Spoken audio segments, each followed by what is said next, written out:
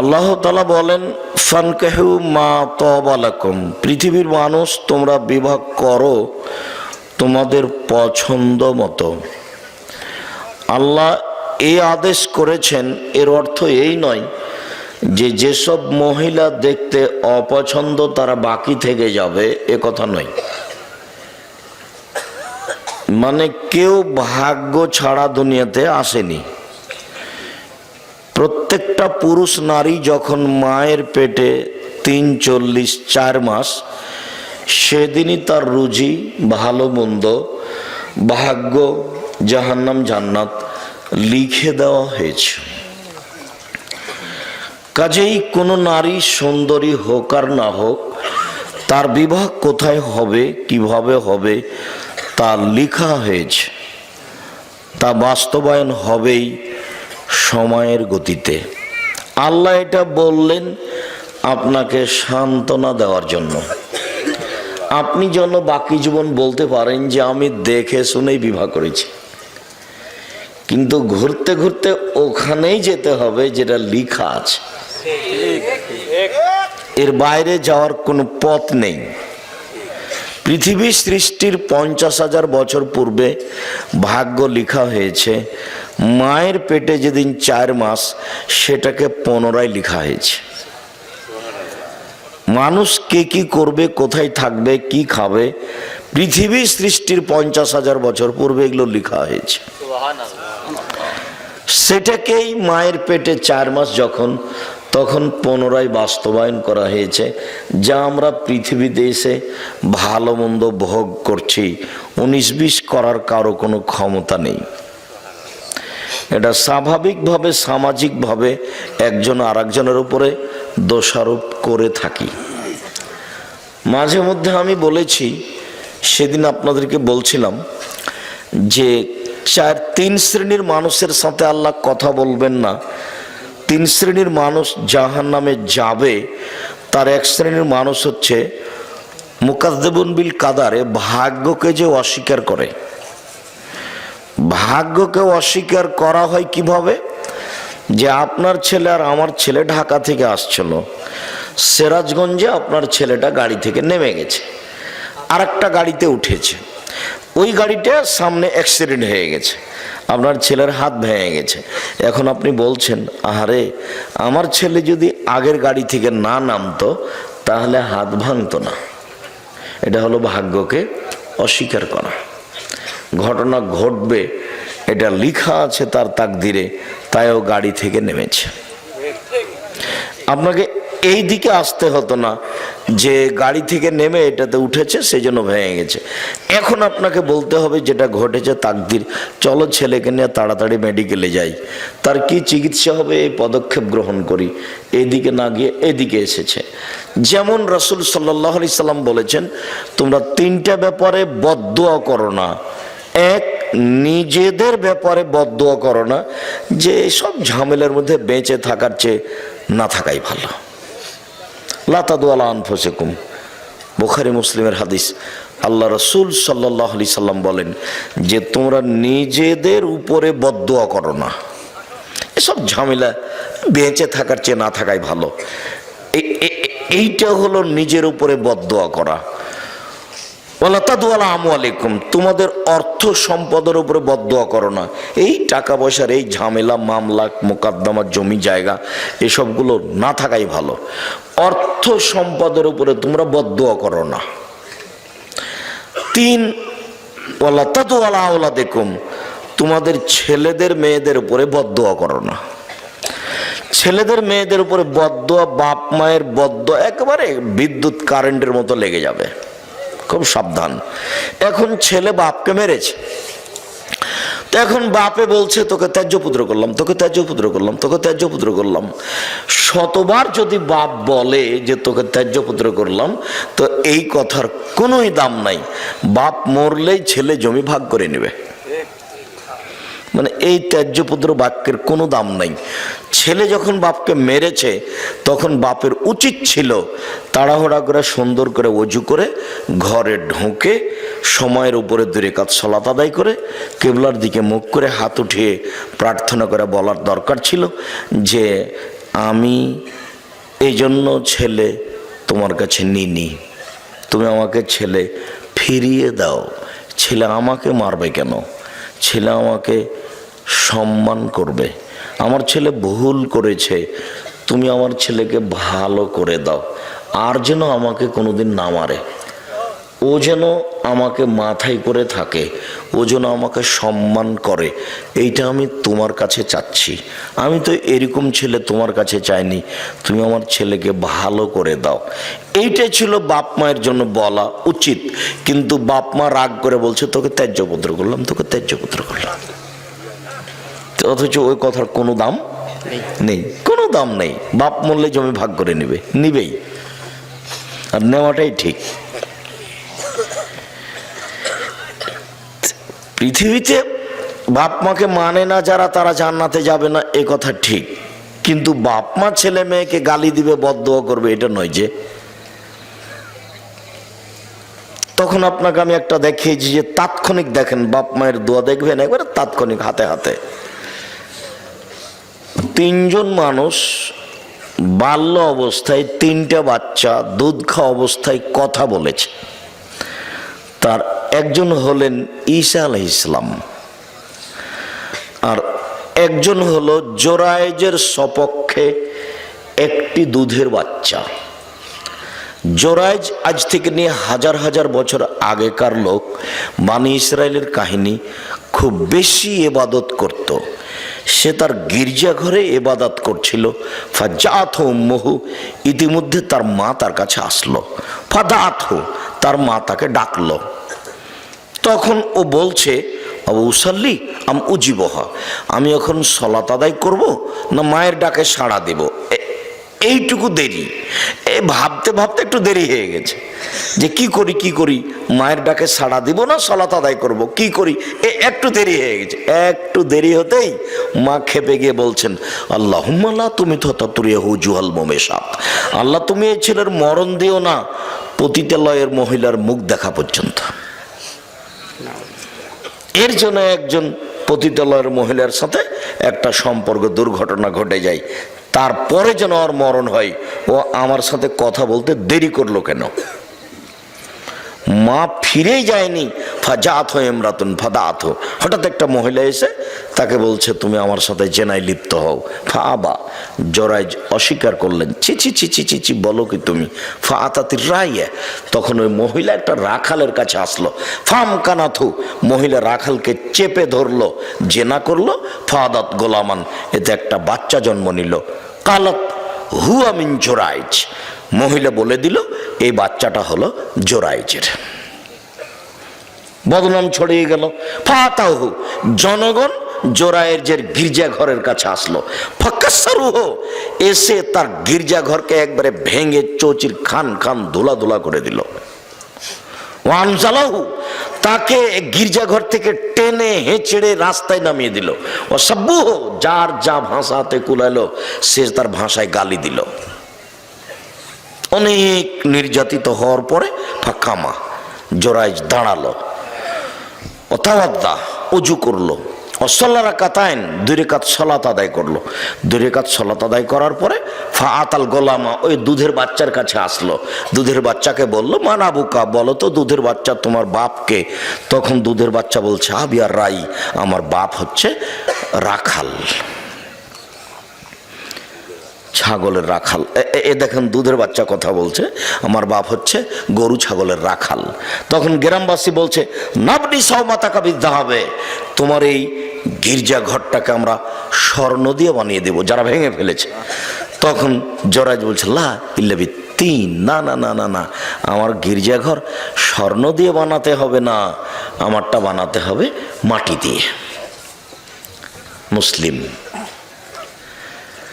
এখানে যে কথাটা বলতে চেয়েছি সেটা হলো এই যে দেখেন বাপ মায়ের বদদোয়া,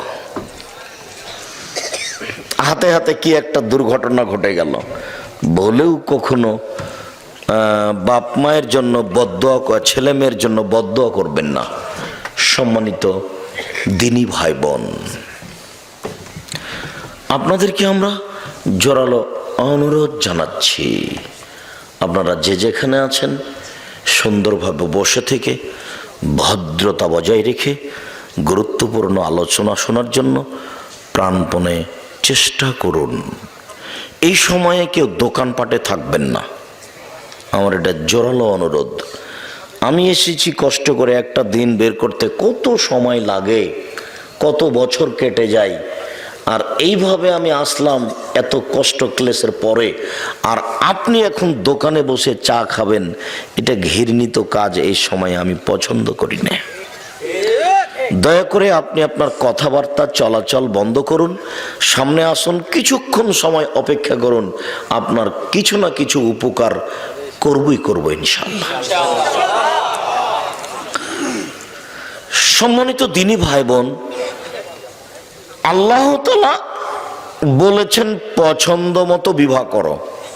এর অর্থ এই নয় যে ভাগ্য ছাড়াই কাজ হবে। এটা আপনাকে আল্লাহ সান্ত্বনা দিয়েছেন যে তোমাকে আমি আদেশ দিলাম যে পছন্দ মতো বিবাহ করো, কিন্তু পছন্দ মতো বিবাহ করো মানে 50,000 বছর পূর্বে যেটা লেখা আছে সেটার 19-20 হবে না। কাজেই ছেলের বিরুদ্ধে বদদোয়া করবেন না। ছেলে মেরেছে, ভুল করেছে, আপনি পাল্টা আল্লাহর কাছে হাত তুলে দোয়া করেন, আল্লাহ আমার ছেলে আমাকে মেরে ভুল করেছে, তুমি আমার ছেলেটাকে ভালো করে দাও। ওজনে এসে আমার পা ধরে বলে আব্বা ভুল হয়েছে, আমাকে মাফ করেন। আর এরপর থেকে সবসময় যেন আমাকে শ্রদ্ধা দেখিয়ে চলে। আল্লাহ তাআলা বলছেন ফানকিহুহুন্না বিইজনি আহলিহিন্না, তোমরা মেয়েদেরকে বিবাহ করো তার অভিভাবক মালিককে বলে, বাপকে বলে। এটা আল্লাহর জোরালো আদেশ। এই আয়াতের ভিত্তিতে আমাদের নবী মুহাম্মদ সাল্লাল্লাহু আলাইহি সাল্লাম বলেছেন আইয়ু ইমরাতিন নাকাহাত বেগাইরে ইজনে ওয়ালিহা, যে কোনো মেয়ে যদি বাপের অনুমতি ছাড়া বিবাহ বসে ফানিকাহুহা বাতিল, ফানিকাহুহা বাতিল, ফানিকাহুহা বাতিল, ওই বিবাহ বাতিল, ওই বিবাহ বাতিল, ওই বিবাহ বাতিল, কোর্টের বিবাহ বাতিল। কিয়ামত পর্যন্ত সময় থাকলে কোনো মায়ের বেটা কথা এইভাবে উল্টে ধরতে পারবে না। যদি ধরে তাহলে বলবে যে আমাদের ফেকাতে লেখা আছে, এইভাবে বলতে হবে। যে কোনো মেয়েকে যদি বলে এটা আমার বউ, দুইজন সাক্ষী, বিবাহ হয়ে গেছে, এটা লেখা আছে ফেকাতে। কিন্তু আল্লাহর নবী মুহাম্মদ সাল্লাল্লাহু আলাইহি সাল্লাম বলেছেন বাপকে না বলে যদি বিবাহ করে তাহলে সে বিবাহ বাতিল, সে বিবাহ বাতিল, সে বিবাহ বাতিল। কথাটি আল্লাহর নবী 3 বার বলেছেন জোর দিয়ে, তবুও হুজুর বলছেন যে চলবে। কি করবেন, করেন, কিছু করার আছে? কোনো পথ নেই। যদি আপনার মেয়ে 7 ছেলের মা হয় তবে ওই বিবাহ হয়নি, আবার বিবাহ পড়াতেই হবে। কোনো পথ নাই, যেহেতু বিবাহ বাতিল। শুধু তাই নয়, রাসূল সাল্লাল্লাহু আলাইহি সাল্লাম বলছেন লা তুজাব্বিজুল মারাতু আল মারাতা, একজন মহিলা আর একজন মহিলার বিবাহ দিতে পারে না, নিজে বিবাহ বসতে পারে না, বিবাহ দিতে পারে না। ফুফুতে বলছে ভাতিজিকে, ভাইয়ের মেয়েকে যে তোর আব্বা তো অমুক ছেলের সাথে বিবাহ দিবে না, তুই চলে আয় আমার বাসায়, আমি বিবাহ দিয়ে দিচ্ছি। ওর ফুফু কখন কখন পুরুষ মানুষ হয়ে গেছে, খালাতে বলছে এই কথা যে তোর বাপ তো বিবাহ দিবে না, তুই আমার বাড়ি চলে আয়, আমি বিবাহ দিয়ে দিচ্ছি। খালা এখন দায়িত্বশীল হয়ে বিবাহ দিয়ে দিচ্ছে বোনের মেয়ের। কত সাহস খালার!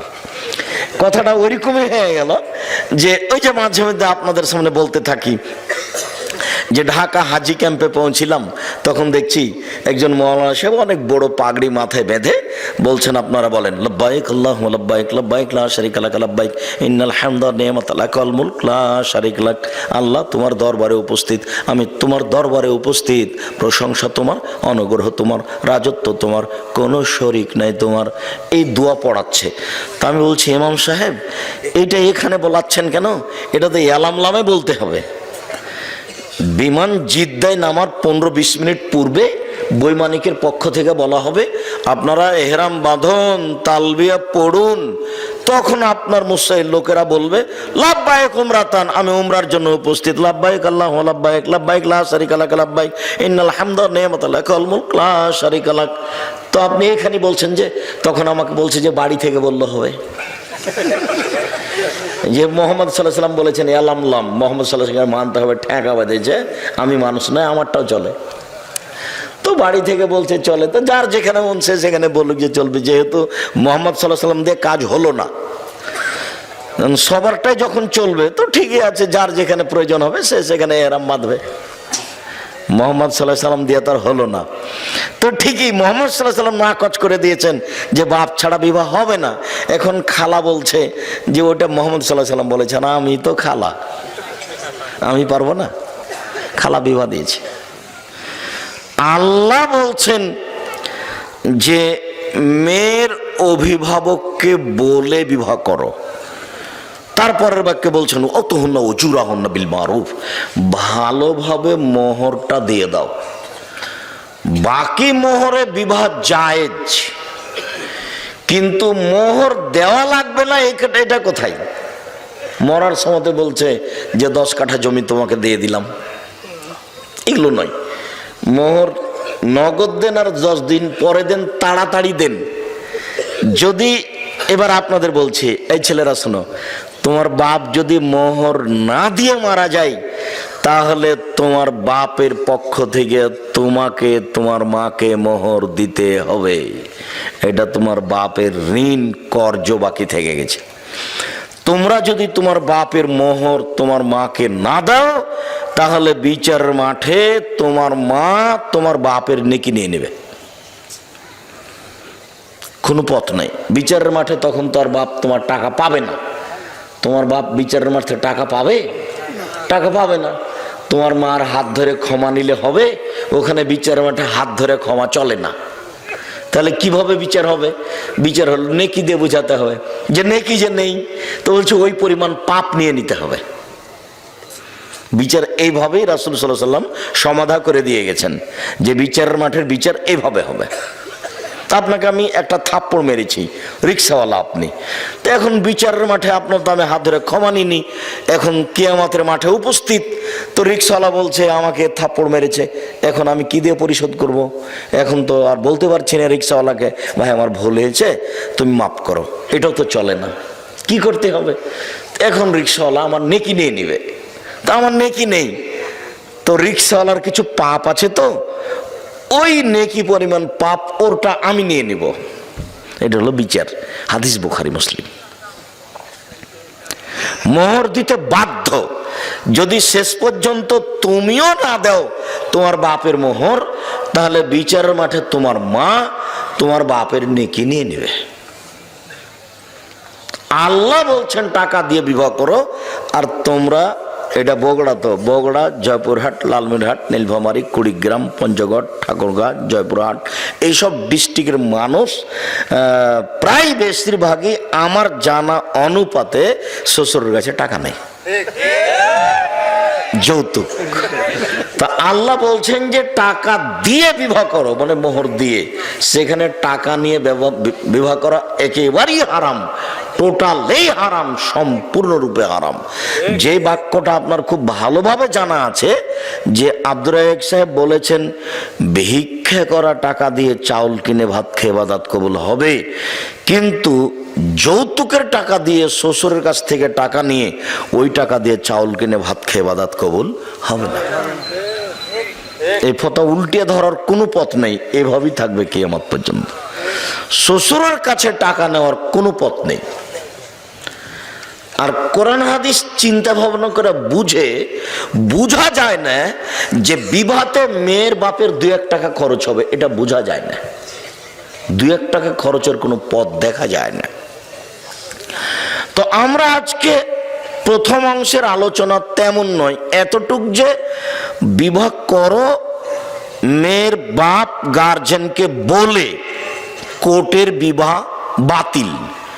তারপরে কোর্টে যদি বিবাহ হয়, তাহলে বিবাহ আরেকদিন তার বাপের উপস্থিতিতে 2 জন সাক্ষী দিয়ে বিবাহ পড়াতেই হবে, কোনো পথ নেই। সবাই মিলে মেয়ে দেখতে যাওয়া নাজায়েজ, হারাম। বিবাহ নির্ধারণ হওয়ার পরে থোবড়া বা মেয়েদের গীত গাওয়া বা হলুদ মাখা জায়েজ, তবে এইভাবে নয়। আর হলুদ মাখার কোনো বিধান কোরআন হাদিসে নেই, তো হলুদ মাখা হারামও নয়। হলুদ মাখতে পারে কেউ, কিন্তু হলুদ তার ভাবেই মাখাবে এটা হতে পারে না, তাহলে বিবাহের সূচনাতেই জেনা। হলুদ তার খালাতো বোন, মামাতো বোন, চাচাতো বোন মাখাবে, তাহলে বিবাহের সূচনাতেই জেনা। একজন মহিলাই আর একজন মহিলার গায়ে হাত লাগিয়ে হলুদ মাখাতে পারে না, তো একজন পুরুষ যুবক পুরুষের গায়ে হাত লাগিয়ে ভাবি, খালাতো বোন, মামাতো বোন কি করে হলুদ মাখাতে পারে? এর চেয়ে নোংরা, ন্যাক্কারজনক, জঘন্য, বর্বর কাজ আর কি হতে পারে? আমি এখানে যেটা বলেছি সেটা আপাতত বগুড়ার কোনো খবর আমার জানা নাই, যদিও বগুড়াতে বিবাহ শাদী আমাদের পরিবারেরও হয়েছে, কিন্তু আমি গাইবান্ধার বাস্তবে একটা দেখেছি, গীত সেখানেও আছে। কিন্তু চাঁপাইনবাবগঞ্জের সাথে একটা অবাক অমিল, সেটা হলো গাইবান্ধায় দেখেছি, রংপুরে দেখেছি যে বিবাহ পড়ানোর জন্য ভিতরে গেছে কয়েকজন। মেয়ের কাছে বিবাহ পড়ানো না যায়, হারাম, মেয়ের কাছে বিবাহ পড়াতে হবে না। মেয়ের কাছে বিবাহ রাজশাহী, চাঁপাইনবাবগঞ্জেও পড়াই। ওখানে গিয়ে বলে অমুক নিবাসী অমুক এত টাকা নগদ, এত টাকা বাকিতে তোমাকে বিবাহ করতে এসেছে, তুমি তাকে স্বামী সত্ত্বে কবুল করো। তখনও বলে কবুল করলাম। ওখানে 3 বার কবুল করার পরে এই মৌলানা সাহেব আর এই 4-5 জন লোক এই বরযাত্রী যেখানে আছে সেখানে এসে দাঁড়ায় সালাম দিয়ে। তখন বসে থাকা লোকগুলো বলে আপনারা কে? তখন ওরা বলে যে আমরা এই বিবাহের উকিল। তখন বসে থাকা লোকগুলি বলে যে মেয়ে কি কবুল করেছে? তখন দাঁড়িয়ে থাকা লোকগুলি বলে কবুল করেছে। তখন বসে থাকা লোকগুলি বলে যে তাহলে বসেন। তখন তারা বসে, মনে হচ্ছে এক পাগলামি কারবার। হিন্দুদের কলার গাছের চতুর্দিকে ঘোরা, বিবাহের সময় হিন্দুদের কলার গাছের চতুর্দিকে ঘুরে, ঠিক এরকমই মনে হচ্ছে। মানে ধর্ম এরকম এটা হয় কি করে? ইসলাম ধর্মের একটা দাম আছে, তার কাজকর্মের একটা মূল্যায়ন আছে। যে হোমসিকেলি বোকার মতো এতগুলি মানুষ ওখানে যাবে, মেয়ের কাছে বিবাহ পড়াবে, আবার এখানে দাঁড়িয়ে থাকবে মূর্তির মতো, তারপর ওরা বলবে যে কবুল করেছে, তারপরে হ্যাঁ, তারপর বসতে বলবে, তারপর বসবে। এসব নোংরা কাজ ইসলামে হতে পারে না। মেয়ের কাছে কোনো কথা নেই, মেয়ের বাপই ছেলের সামনে বসে থাকবে, আগে খুতবা হবে, তখন মেয়ের বাপ বলবে আমার মেয়ে খালেদা এত নগদ এত বাকিতে তোমার সাথে বিবাহ বন্ধনে আবদ্ধ হতে রাজি, তুমি তাকে স্ত্রী হিসেবে কবুল করো।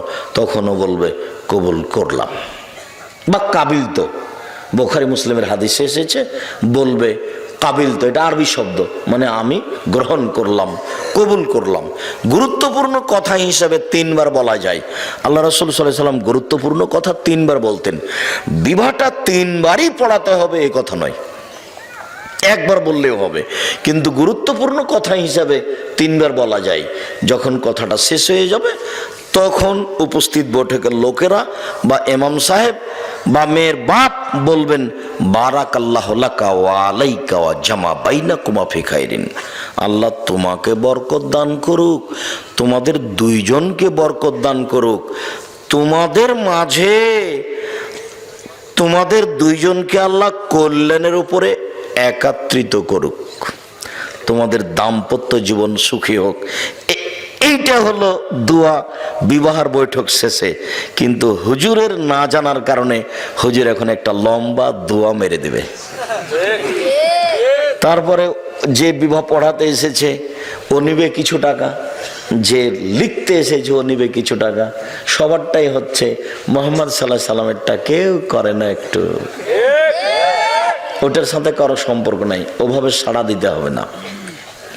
যেহেতু আমি ওভাবে সাড়া পছন্দ করি না, আপনারা এক খেয়ালে চেয়ে থাকেন, আমার কথাটা ধরে রাখেন, আমি খুশি হব আলহামদুলিল্লাহ। আমল করা তো আর সবার হাতে নয়, সবাই তো আমল করবে না, উপর থেকে যেটা ফায়সালা হবে সেটা। তবে আপনারা চেষ্টা করেন আমল করার, জোর করে কেউ কিছু করতে পারবে না। আল্লাহর নবীর চাচা আবু তালেবের মরণের সময় চলে এসেছে, তো আল্লাহর নবীও ঢুকেছেন ওখানে, আরো মুশরিকরা ওখানে আছে 2-3 জন। তখন আল্লাহর নবী বলছেন, চাচা আপনি লা ইলাহা ইল্লাল্লাহ বলেন, বাকিটুকু আমি দেখে নিব। লা ইলাহা ইল্লাল্লাহ শুধু এই বাক্য কিন্তু অনেক দাম। লা ইলাহা ইল্লাল্লাহ মুহাম্মদ রাসূলুল্লাহ এখানে যোগ হবে না। একটু আগে যে আপনারা বললেন শেষ বাক্যে যে আপনারা বলুন লা ইলাহা ইল্লাল্লাহ, শেষে যোগ হয়ে গেছে মুহাম্মদ রাসূলুল্লাহ, ওই অংশ জিকিরে যোগ হবে না। এমনি তো সবাকে নিয়ে জোরে জিকির করাই না যায়, জোরে জিকির করার প্রমাণের কোনো পথ নেই। তো সবাই যে দেখছি যে মোবাইলে দেখছি খালি চিল্লাচিল্লি করে জিকির করে লাফ দিয়ে বাঁশের উপরে উঠে যাচ্ছে। এখন করছে তো কি করবেন, এখন তো আমাদের তো কিছু করার নেই। সাহাবী রাসূলের সামনে একটু খালি জোর করে বলেছেন সুবহানাল্লাহ আলহামদুলিল্লাহ আল্লাহু আকবার, তখন আল্লাহ রাসূল বলছেন আই ইরবা আল আনফুসাকুম, চুপে চুপে জিকির করো, ইন্নাকুম লা তাদুনা আসামাল্লাহ গায়েব, তোমরা যাকে ডাকছো ও বধির নয়, তোমরা যাকে ডাকছো ও অন্ধ নয়, ইন্নাকুম তাদুনা সামিয়াম বাসীরা, তোমরা যাকে ডাকছো সব কিছু শোনে, তোমরা যাকে ডাকছো সব কিছু দেখে। অতএব চিল্লাচিল্লি কেন, চিল্লাচিল্লি কেন? চিল্লাচিল্লির একটা করতে গিয়ে এহরাম বেঁধে জিকির করা, সেইটা জোরে অনুমতি দিয়েছে। ওখানে আল্লাহ নবী বলছেন ফাতানি জিবরাইল, এখনই জিবরাইল আমার কাছে আসলেন, ও আমারানি, জিবরাইল আমাকে আদেশ করলেন যে আনামরাকুম, আমি তোমাদেরকে বলে দিব, আনতার ফাসাতাকুম, তোমরা একবারে চিল্লিয়ে বলবে বিল ইহরামে আর তালবিয়া, ইহরাম বাঁধা শব্দটা আর তালবিয়া পড়া শব্দটা একবারে চিল্লা চিল্লি করে বলবে লাব্বাইক উমরাতান, আমি উমরার জন্য উপস্থিত, লাব্বাইক আল্লাহুম্মা লাব্বাইক, লাব্বাইক লা শারীকা লাক, লাব্বাইক ইন্নাল হামদা ওয়া নি'মাতা লাক ওয়াল মুলক লা শারীকা লাক, লাব্বাইক আল্লাহুম্মা লাব্বাইক, লাব্বাইক লা শারীকা লাক, লাব্বাইক ইন্নাল হামদা ওয়া নি'মাতা লাক ওয়াল মুলক লা শারীকা লাক। একবারে সৌদি আরবের পাহাড় ফাটিয়ে দিতে হবে, চিল্লে বলতে হবে। একথা জিবরাইল বলছেন, এসে আমাদের নবীকে, আমাদের নবী সবাইকে বলছেন।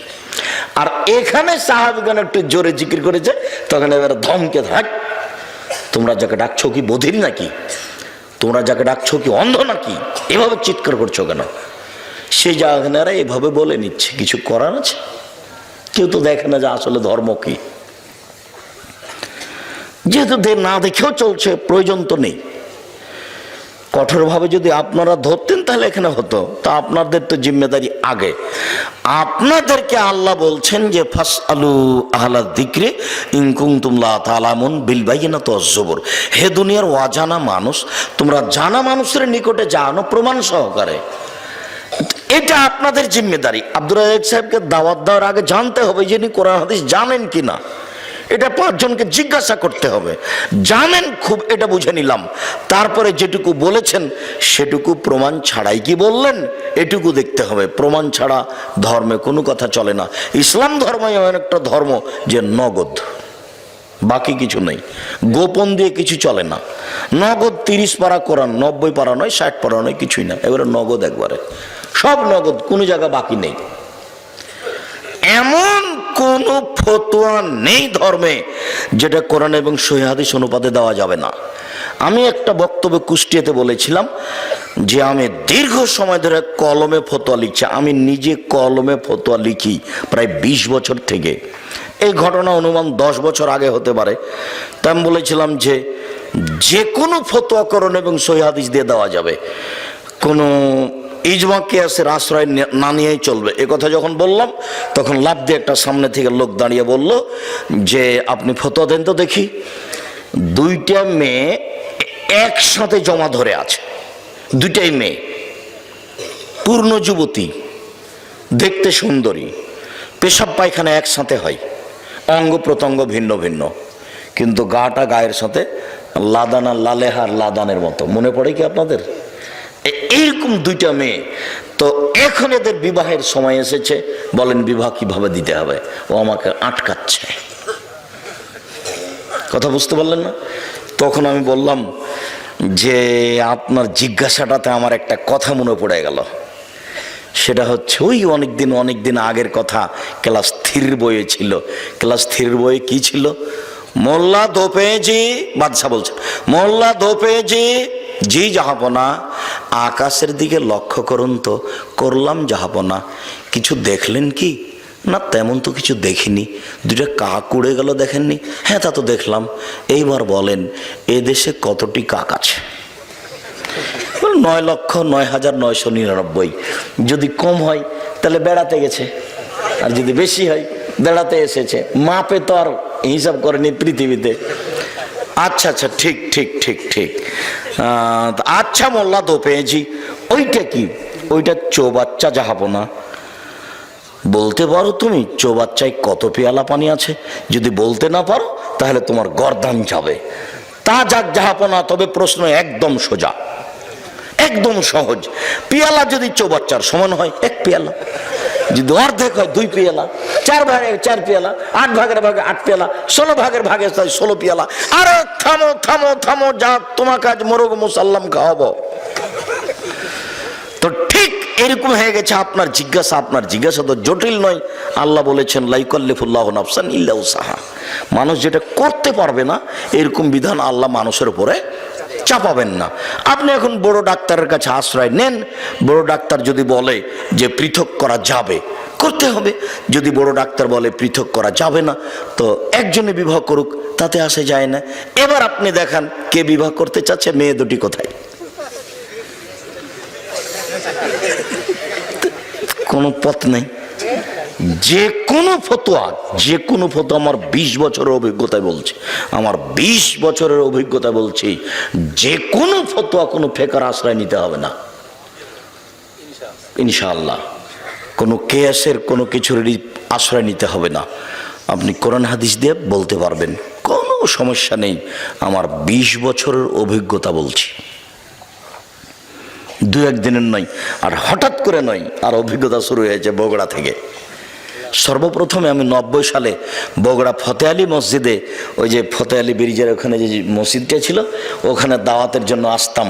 ওখানকার লোকেরাই যে টিয়া ভাই এখনো আছে, আমাকে পথ খরচ দিত 20 টাকা, তারপরে 50 টাকা, তারপরে 100 টাকা, তারপর 200 টাকা, তারপর 300 টাকা, তারপর 500 টাকা। এগুলো তাদের পথ খরচ। এখনো পাশে বসে আছেন সেকাল থেকে, 90 সাল থেকে। যদি কোনোদিন আমার মুখের চোখটা একটু দুর্বল হয়েছে টাকা কম দেখে, এটা প্রমাণ যদি করে দিতে পারেন, আমি জাতির সামনে কোনোদিন বক্তব্য দেব না। একটু কেমন কেমন লাগলো আব্দুর রাজ্জাক সাহেবকে দেখে। টাকা তো কম দিলাম, তো মনে হলো মুখটা যেন কেমন কেমন মনে হলো। এটা প্রমাণ করতে পারলে, একবারে সূচনা থেকে তারা আছেন, একেবারে সূচনা থেকে। সর্বপ্রথম যখন এসেছি বগুড়ায়, আল্লাহ আল্লাহর কসম, আল্লাহ আল্লাহর কসম, আল্লাহ আল্লাহর কসম, আপনাকে আমি ফাঁকি দিতে আসিনি।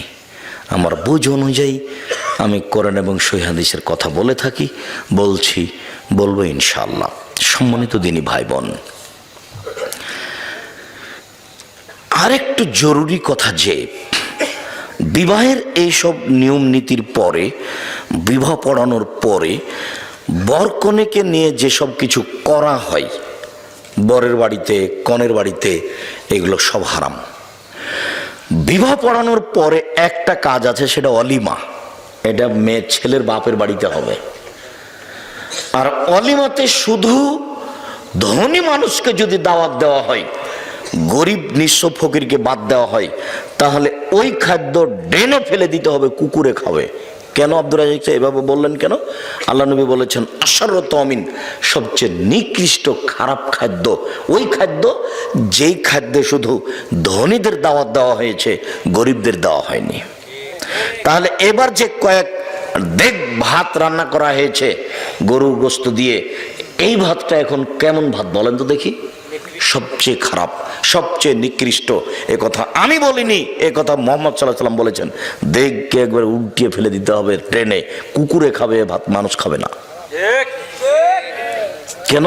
এতে কাকে দাওয়াত দেওয়া হয়েছে? শুধু চিনে চিনে ধনীকে দাওয়াত দেওয়া হয়েছে, অতএব এ খাদ্য হারাম। এ কথা আমি বলিনি, এ কথা মুহাম্মদ সাল্লাল্লাহু আলাইহি সাল্লাম বলেছেন। আর দুয়াটার ওখানে আছে বরকত। বরকনের ভিতরে বরকত কি আছে? বরকতের কথাটা আপনাকে মাঝে মধ্যেই বলে থাকি। এই জন্যই বলে থাকি যে আপনার স্ত্রী, আপনার মা দুইজনই সংসার পরিচালনা বুঝে না। ভাতে চাউল দিতে গিয়ে দুইটা চাউল পড়ে গেছে, সেটা তুলে যে পাতিলে দিতে হবে সেটা তার বিবেচনাতে নেই। বাড়ির বরকত বুঝে না। দেখেন তো, বরকত যেভাবে আল্লাহ রাসূল বলছেন, মানুষের মধ্যে বরকত আছে, টেবিলটার মধ্যে বরকত আছে, এই বোতলটার পানিটার মধ্যে বরকত আছে। কিভাবে এগুলো আব্দুর রাজাক সাহেব? টেবিলের বরকত বুঝতে পারলেন না? আজকে সন্ধ্যার সময় টেবিলটা করা হয়েছে, এমন এক জায়গাতে ঘরে রেখেছেন যে উপর থেকে বস্তা পড়ে টেবিলটা ভেঙে গেল, একদিনই শেষ। আর একটা টেবিল আপনাদের বাড়িতে আছে, আপনার দাদার করা, এখনো আছে। তার মানে ওই টেবিলটাতে বরকত আছে, এটাতে বরকত নেই। আল্লাহ রাসূলের সামনে যখন কোনো নতুন ফল দেওয়া হতো তখন তিনি বলতেন, আল্লাহুম্মা বারিক লানা ফি সামারিনা ওয়া সায়না ওয়া মুদ্দিনা ওয়া শাহরিনা। আল্লাহ তুমি আমাদের ফলে বরকত দাও, আমাদের শহরে বরকত দাও, আমাদের ওজনে বরকত দাও, আমাদের জিনিসপাতিতে বরকত দাও। রুজি ভিন্ন জিনিস, বরকত ভিন্ন জিনিস। রুজি ভিন্ন জিনিস, বরকত ভিন্ন জিনিস। খুতবা শেষে বিবাহ পড়ানোর পরে প্রথম বাক্যটাই বললেন, আল্লাহুম্মা বারিক বারাকাল্লাহু লাকা ওয়া আলাইকুমা। আল্লাহ বরকত তোমাকে দেখ, তোমাদের দুইজনকে দেখ, আর তোমাদের দুইজনকে আল্লাহ কল্যাণের উপরে একাত্রিত করুক। ধর্মের সাথে কারো ভালো সম্পর্ক নেই, কেননা ধর্ম কেউ বুঝে না। যারা প্রচার করছে তারাও বুঝে না, যারা বলছে তারাও বুঝে না। এখানে যিনি ওনার নাম কি, কাজী, কাজীর খাতাতে 4 জন সাক্ষী লাগবে।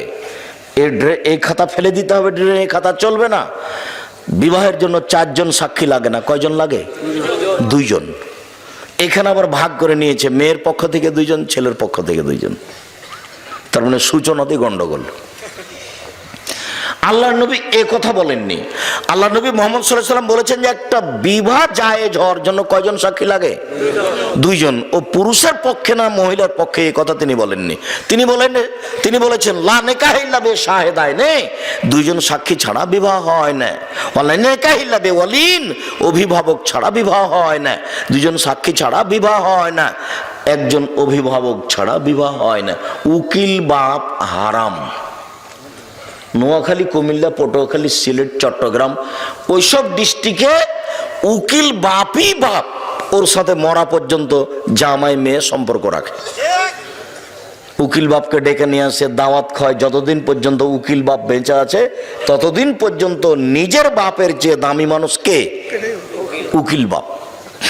কথা বুঝতে পারলেন না মনে হয়? উকিল বাপ ধর্ম বাপ নয়।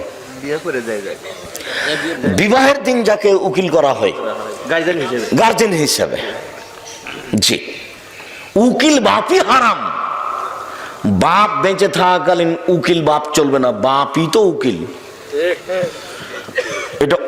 এটা আরবি শব্দ, যার হাতে বিবাহটা সমর্পণ করা হয়েছে। তো আল্লাহর নবী বলছেন যে বিবাহ সমর্পণ করা আছে বাপের হাতে। তো বাপকে বাদ দিয়ে জ্যাঠো কি করে এখানে উকিল হয়ে গেলেন? গ্রামের মলক কি করে উকিল হয়ে গেলেন? সেই উকিল বাপই চলছে। বাকি জীবন বাপ হিসাবে তাকে সম্মান করা, তাকে সময়ে কাপড় চোপড় দেওয়া, এইভাবে কত ডিস্ট্রিক্টে, বাংলাদেশে, ভারতে, পাকিস্তানে উকিল বাপ চলছে। উকিল বাপ হারাম। বিবাহে কোনো উকিল বাপ ঢুকতে পাবে না। বিবাহের পরে যেটা সেটা অলিমা। এরপরে ছেলে মেয়ে জন্ম নিল, তাদের ব্যাপারে চিন্তা ভাবনা। আমরা আপাতত প্রথম অংশ শেষ করলাম। এভাবেই 2-1টা টানা কথা বলে, আমি কথাতে যেহেতু বগুড়ার খবর জানা নেই, কাজে আমি চাঁপাইনবাবগঞ্জের ভাষার কথা বলে থাকি, চাঁপাইনবাবগঞ্জের গতির কথা বলে থাকি যে রাজশাহী, চাঁপাইনবাবগঞ্জে বিবাহের শুরু থেকে এমন কোনো কাজ নাই যেটা জায়েজ। একটা কাজও জায়েজ নয়, সবই হারাম। ওইভাবেই বিবাহ চলছে শুরু থেকে নিয়ে শেষ পর্যন্ত। একটা কাজও জায়েজ নয় বিবাহের, সবই হারাম। এ তরিকা তো হতে পারে যে শুরু থেকে নিয়ে শেষ পর্যন্ত একটাও জায়েজ নয়, সবই হারাম। এইবার পারিবারিক জীবন, স্বামী স্ত্রী সংসার